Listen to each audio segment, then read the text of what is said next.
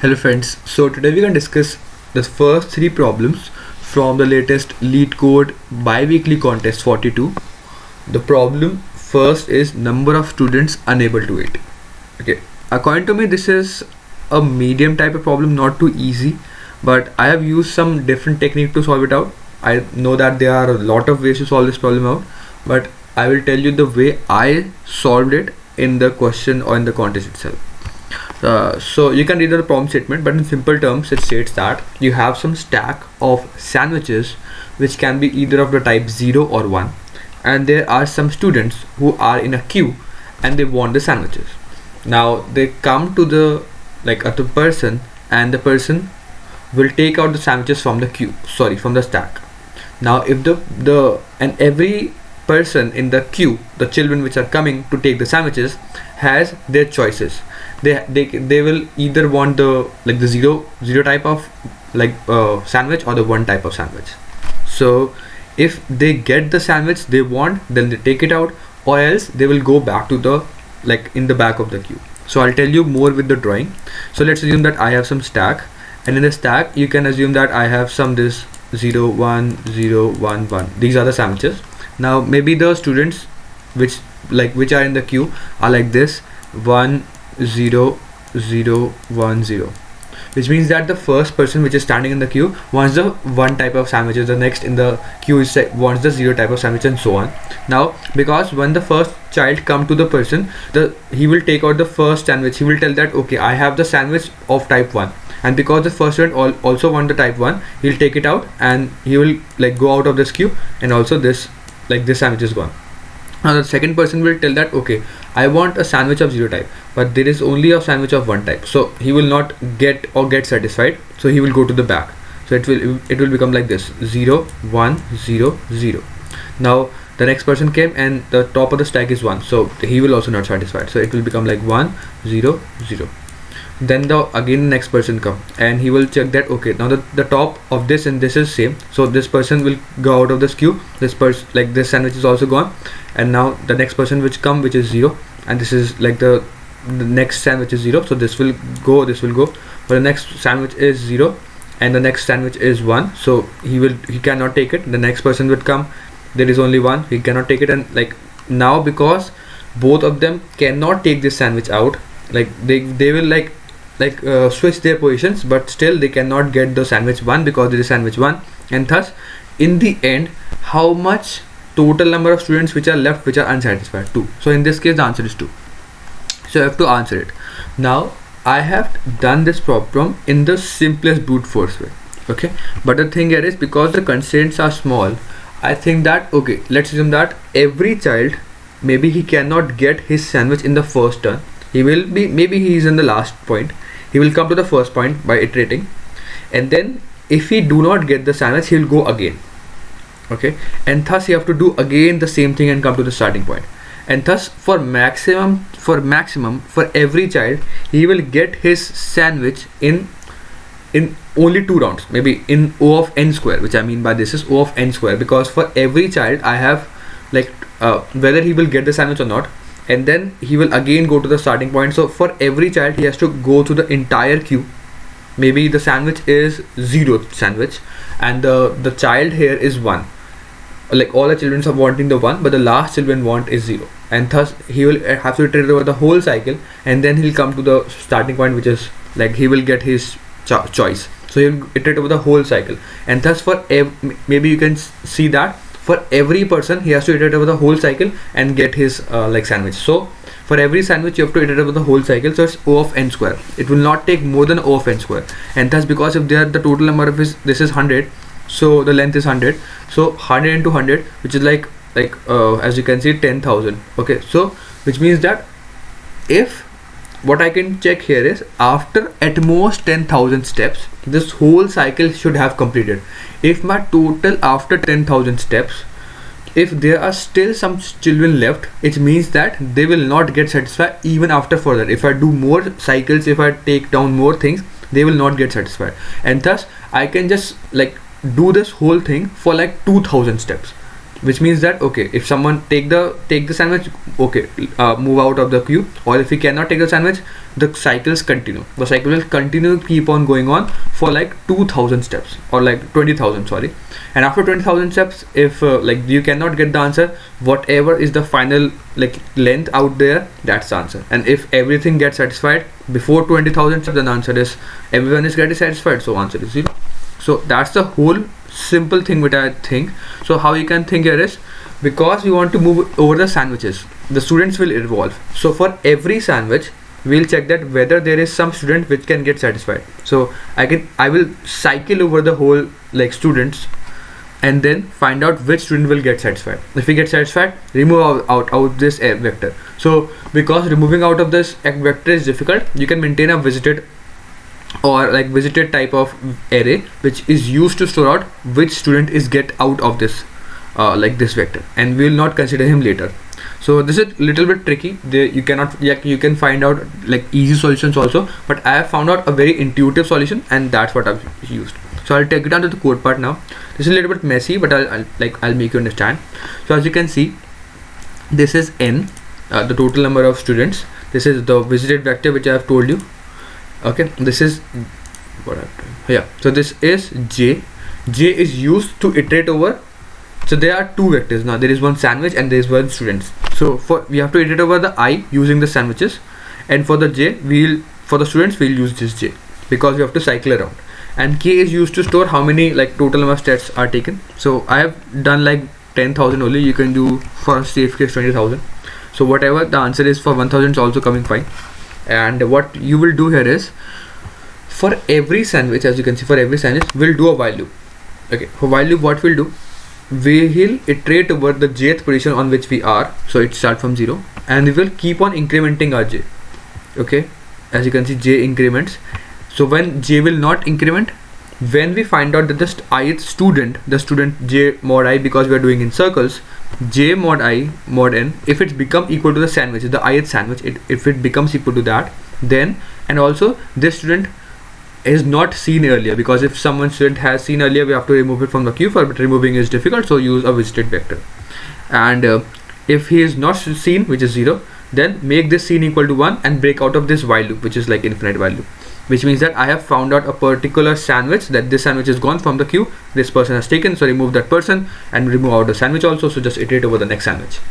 And for every time, if you cannot find a pair, just increment the j and also increment k.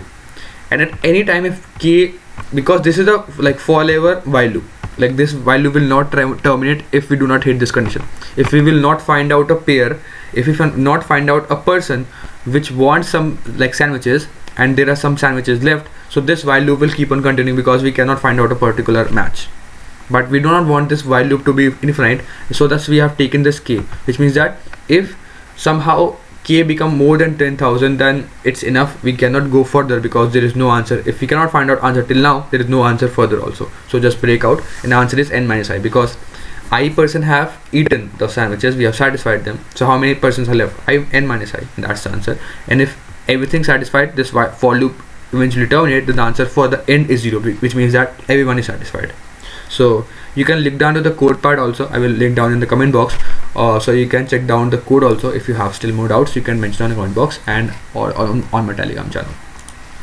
So the next problem is average waiting time. This problem is also like little bit decent, in which it states that you are some chef and you are preparing food. Now there are some customers, and every customer has some arrival time and the time it takes for that customer like to make the dish which the customer wants. So every customer wants some dish, and the time it takes for the dish to prepare by the ith customer is ti, time I, and the arrival time of this customer is arrival I. And it is given that in the problem is that the arrival I is non-decreasing. It means that it is sorted. Now you have to find out what is the average waiting time for all the customers. Now this is a concept of like OS, if you have understand operating system, and if you have studied this, then you might know what is average waiting time. But I'll tell you, as you can see, I'll tell you with the diagram. So as you can see, maybe you can understand more with the timeline. Let's assume that some person come to the hotel at the 0th point, And what will happen that if we come to the 0th point, he ordered some dish which will take, let's assume, 5 minutes or like 5 hours. I'm just assuming it will not take 5 hours, but let's assume it will take 5 hours and it will complete by 5. Okay, now what will happen that maybe some other customer came. So the waiting time for this, maybe the waiting time means whenever this customer arrives to the point his food arrives or his or her food arrives, that's the waiting time, that the time that customer waits. So for the first customer it's 5. Now maybe the second customer arrives at 0.2 hours, like the second point, but because there is only one chef, he is only making the food, and maybe the time taken to make the food for the second person is maybe 3 hours. But because the chef is already busy, he cannot make the food, so he will only make the food at this point, because at this point he will get like he will get free, and after this point he will make the food which is of 3 hours long. So he will get like not busy after 8 hours. So even though this person which comes like at the second point, and this person's only want a food which will take even like 3 hours, but still he will have to wait this hour, this long, and this long, which is like this is 3 hours and this is more again 3 hours. So he will wait double the time he wants. He only wants the food which will be prepared in like just 3 hours, but then he have to wait for 6 hours because the chef is busy. And you have to find out the average waiting time, which means that you have to add all the waiting times and divide by total number of people. So total number of waiting time for every person divided by total number of people, and that's the average waiting time. Now how to approach this problem? You can pause down the video also if you want to try it out on your own, but in simple terms what you can do here is you have to maintain two things. There are two cases. Like for the first person it's always very trivial, because the first person you'll always start making the food. So for the first person, maybe it happened that the first person will not arrive at 0 point, he can arrive at the second point also, but it's not fine. It's fine. You have to just find out at which point your food for being the first customer end. The time maybe it will take that the second customer will order a food which will end in like assume 3 hours. So the food will prepare in 5 hours, like at the 5th point, because 5 like 2 plus 3 is 5. Okay, but now there can be second case, like one case in which the next customer will came after this 5th hour. Maybe he will come after 7th hour. So this will not cause any problem, because whenever the customer come, we will just start preparing his food. Maybe it will take 4 hours. So the customer will always wait only 4 hours only. The waiting time will be increment by 4 hours only. So it will not cause any problem. And so you just have to keep track of the current time. So as you can see, not the current time, but the time at which our chef will get free. The next time my chef will get free is at this point. So you'll just store at this point. But now it can also happen that the customer come at this point. So you have to always store the next time at which my chef got free. My chef will got free at 5th time. So what you will do, if the next customer will come earlier than the time my chef will get free, so the total time added will be the total time the person will have to wait is, because he has come some time earlier, this time will get added, which means how much time he has come earlier, which is the time at which the chef will get free minus the time he arrives or he or she arrives. So that's the extra time, and then the time which will take for the food to prepare from that starting point. So maybe it will take 4 hours. So then the new time at which the chef will get free is this 5 plus 4, which is 9, and the total time will be this like the extra time plus the total time which will take for the food to prepare. So you have to just iterate over this, and because they are they are like ordered, although like ordered, so you have to like sorted it out. So you don't have to sort it out and like do the things. You just have to iterate over from left to right and just keep on track of the next time at which the chef will get free. And if the next time the chef will get free, so maybe this is the current time that the chef will get free, for the next customer you have to check that whether it will intersect with it or not intersect with it. If not intersecting, then it's fine, that we will easily find out the next time at which the chef will get free. If intersecting, you can find out the extra time for this person we have to wait, and the time for the food to prepare, and that will become the next time. So I'll take out the code part now. So as you can see, so you have to make everything in long or it will get overflow errors. So this is so you have to find out the total waiting T is the current time, and this is N is the total number of customers. So total waiting is, so for the first customer, total waiting will be the total waiting for the food to prepare for the first customer. So the total waiting, we just ignore the first customer in the for loop, because first case for the first customer it's trivial. You have to always take that person first only.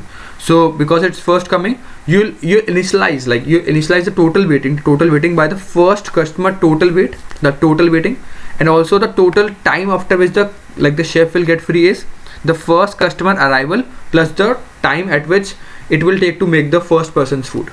At that point the chef will get free. Then iterate from the second order, so the second person. So there are two cases, whether the second person which came is less than T, which means that he will arrive before the chef will get free.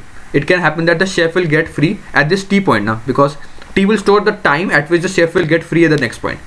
Then the next customer which came it will come before the time at which the chef will come free, or else it will come after. If it comes after, the total time is just the total time for the ith customer for the food to prepare, because he will only wait for the food to prepare, because he has come after the time at which the chef is free only. So the total waiting is just the time to prepare the food, and the next time at which the chef will get free is the total time at which the current person has entered plus the time it takes to make the food.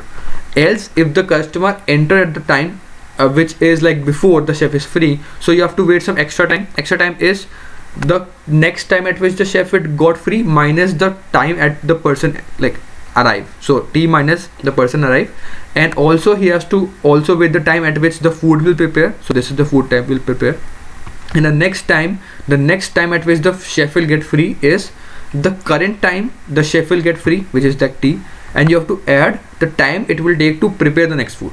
That's it. So I hope you get the intuition. You have to just write down these two cases, and then you have to just find out because now you have the total waiting time. The total waiting time is this total waiting, and the answer is just you have to convert it into double divided by the total number of people. So I've converted it into double divided by total number of people, and that's the answer. Now moving down to the third problem. Now third problem is also good, in which you are given a binary string, which is as you can see. Now you can do two types of operation, in which you can take any substring of 0 0, like two consecutive zeros, and replace it by 1 0. Or what you can do, you can replace 1 0 with a 0 1. And now you have to find out the maximum binary string you can obtain after any number of operations. What is mean by this is, you have some binary string, you can do these two types of operation, and you have to convert this binary string into the maximum possible binary string, which means that if you convert this binary string into some number, then that number is the maximum among all the numbers you can form. And that's the problem. Now this problem has one greedy approach, and that's the solution, because you can see that the constraints are long, so maybe DP is not, when you see that binary string is long, then you can get the hint that maybe it is a greedy solution, not a DP solution. It can also happen that it's a DP solution, but in many cases seeing these types of constraints, it's trivial that it is a sort of DP, not DP but greedy solution. So first write down the operation. What you can do, whenever you see a 0 0, you can convert it to 1 0, and whenever you see a 1 0, you can convert it to 0 1. Now as you can see, whenever you find out some string like this 0 0 1 0 1 0 0 0, okay I'll just 1 0 0 1. Now because these are the starting ones, I do not want to put some 0 here, or I do not want to, because they are the maximum. If I change the position of these ones by doing this type of operation, then it's not beneficial for us, because I want the maximum possible number. So you just have to find out the first position of 0. I have to do something from this position, because we don't have to touch this part, because if we touch this part, then we are actually reducing out my number. Okay, so just start out for the first 0. We'll see.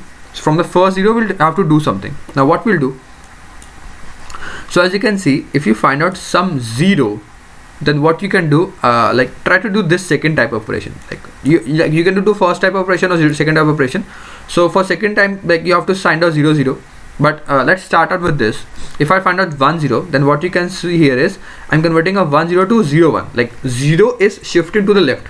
So it means that I can take out any 1 0 and I can shift all the zeros ahead. So as you can see, it can happen like this, 0 0, and if I take this 1 0, it can become like this, 1 1 0 0 1. Now if I can take this 1 0, then I can shift it like this, 0 0 0, and then 1 0 1 0 1. And then if I take this 0, so it means that I can accumulate all the zeros at the same point. It means that if I have some zeros, whenever I see a first zero, after that any zero it will come, I can bring down all the zero to this point. It can happen like this. I can bring out the first ones are remaining there. Then if there are like 1 2 3 4 5, if there are 5 zeros, so all the 5 zeros can come like this. And then like how many ones are there? 1 1 1. So there are 3 ones. So there's 3 ones will be there. Now all the 5 zeros are here, like here. So because then it is beneficial to use this trick, because now all the zeros are here. So I can use every 2 0 to convert it to 1 0. So now if I take these 2 zeros, I can convert it like this, 1 1 1, and then 1 0. So now it will come down to 4 zeros and then 1 1 1. So now I can use again this 1 0 and convert it like 1 1 1, 4 ones, and then like there is only 1 1. So 3 zeros, 1 1 1. So now as you can see, I will like group down all to, like there will only 1 0, which is like this last 0, because now you cannot do anything, because you have to do, like you have to find out 1 1, all of them should be 1. There is only 1 0 left, and then that's the answer. Why? Because if you again use this 1 0, you are actually transferring out this 0 to the front, and if you transfer this 0 to the front, then you're actually decreasing the number. You have to send the 0 to the end, but now you cannot send this 0 to the more end, because like you cannot do this operation to send the 0 like to the back. You can only send the 0 to the forward, and thus this is the last position. Now it means that the whole string will be turned out to be 1. There's only one position for 0. Now how to find out that one position for 0? As you can see, the starting ones will remain same. Okay, and then whenever you find out the first 0, after that position there will be the continuous stream of zeros. You have to count out how many zeros are there in the whole string, and that whole number of zeros, total number of zeros, will start, and we will accumulate all the zeros starting from the first 0 we'll see. And then as you can see, all of those zeros will disappear, but the last 0 will be the position at which the last 0 will appear. There's only 1 0 in the whole string, which is like total number of ones in the start plus total number of zeros minus 1, and that's the position for the last 0, and all of the whole string is 1. So you just have to find out the total number of ones which are originally there in the starting string, because we don't touch them out, and total number of zeros in the whole string. So from the starting position, total number of ones and total number of zeros, which are like all of these, what we'll do, the last position, which is total number of ones plus total number of zeros minus 1, will be the last position, and just make that position 0, else everything is 1. And if the whole string is eventually 1, like there is no 0 in the whole string, there's always 1, all the numbers are 1, then we don't have to change anything. It's already maximum. So as you can see, that's the whole logic for this problem. If the string length is 1, then it's obviously B. Then that this is the starting point, just ignore it out. So we have to find out the start position of the first 0, the position at which we just find out the first 0, because everything else before it is 1, so we just ignore it out. You have to find out the first position of the 0. So this is the starting position, the start position of starting position of 0. So we'll iterate from 0 to n, and whenever I find out a 0, we'll just mark like this is the first 0 we have seen, which is ith start, and just break out of this point. Else we have to also count out how many zeros are there in the whole string. So just counting on the whole zeros, and then we'll make a whole string of ones, and then we'll mark out that position which is 0 plus start minus 1. Okay, if this is inbound, obviously like we have to only do that when it is inbound. It will be inbound, but we just have to do a double check also. So if this is 0 plus start minus 1, like zeros, how many zeros are there, plus the start position of the current is 0, so minus 1. If this position, we have to just mark it out as 0, else everything is 1, and that's the answer. I hope you can understand all the 3 problems. If you still have doubts, you can mention in the comment box. As the next one, keep coding. Bye.